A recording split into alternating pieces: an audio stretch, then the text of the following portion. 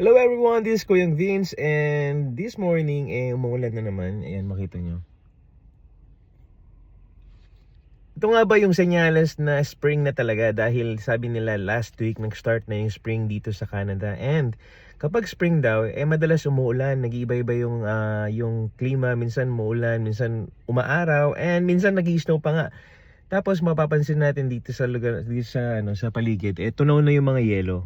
Yan. Dati punong-puno ng yelo yan because of, the snow and also yung winter time.